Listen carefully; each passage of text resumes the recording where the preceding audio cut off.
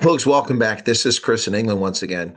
Do you know, in the past 3 days, I have interviewed Dante Van Wyk about the abuse he suffered at the hands of black supremacists from the economic freedom fighters, death threats to his life, his employment put in jeopardy, and revealed the behavior of black supremacists. I've analyzed Thabo Mbeki's distraction campaign about the South African Communist Party distracting from the ANC's failures, claiming the Communist Party is a threat to their next election cycle. I revealed and analyzed pension fund corruption affecting all South Africans. I've criticized the South African Broadcasting Corporation for its sacking of a journalist for asking appropriate questions about Gaza. And I've analyzed and criticized News 24 for lashing out at social media creators with no evidence to support their argument, and completely destroyed the idiotic comments of South Africa's Communist Party leader regarding President Trump and the United States. Now, all that after criticizing President Trump for the de minimis issue and extensive analysis and coverage of Julius Malema's guilty verdict. Additionally, Biz News released a tribute video to Neil de Beer on his passing. My comments about Neil appear in the final 5 minutes of the video, no doubt hurting the feelings of people incapable of cogent thought. Now, all of that in 3 days. And what has been my reward? Well, it's certainly not been views. Thank goodness I don't do this for views. What have I gotten in response? Attacks from the political left and from the political right. Threats from the right, including to my safety, and nasty comments from the left.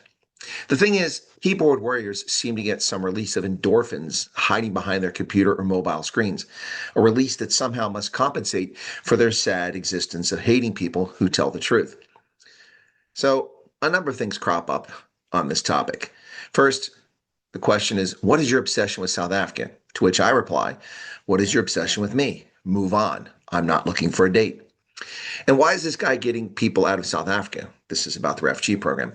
My reply, that's not what I'm doing. I'm simply telling the truth. The problem is that people hear what they want to hear and assign whatever they fancy to me. That's their personal problem, not mine. And why don't you ever say anything positive about South Africa? First, I'm covering and analyzing the news. Most news, in case you've missed it, is negative. Unlike many content creators or independent journalists, I do cover good news stories and I actively seek them out. It's not my fault when Johnny-come-latelys to the program begin watching the channel and not the nearly 5,000 videos that I've produced over the past 5 years. But perhaps the most astonishing attacks this week included the ludicrous claim that I'm a communist and that I work for Mossad. First, Mossad does not like communists, so I couldn't be both. So it's a silly assertion to begin with. Second, please, can you guys get it correct? Is it Mossad, the CIA, or MI6? I get confused who exactly it is I'm supposed to be working for as an out in the open, entirely overt operative. So please, tell me where that paycheck's coming from, because it's not hitting my bank account. I could really use the cash. Seriously, anyone that believes such poppycock is a very gullible person, one ripe for being led down the primrose path, and a person that's likely to be separated from their life savings because they're not very bright to believe that stuff. If you don't like me, that's your prerogative. Don't watch my content. I didn't ask you to. If you like my content, fantastic. If you feel the need to insult me, then move on. There's no need for that. If you disagree with what's being said, then make a cogent argument to the contrary, and we can have a cogent conversation. Otherwise, footsec, hit the road, take it on the arches. No one wants to hear bitter Betties whine about things. And for those of you on the extreme right, grow up.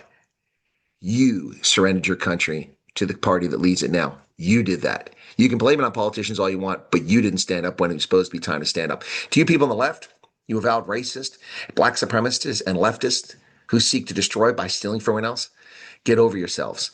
That is the path to poverty, not prosperity.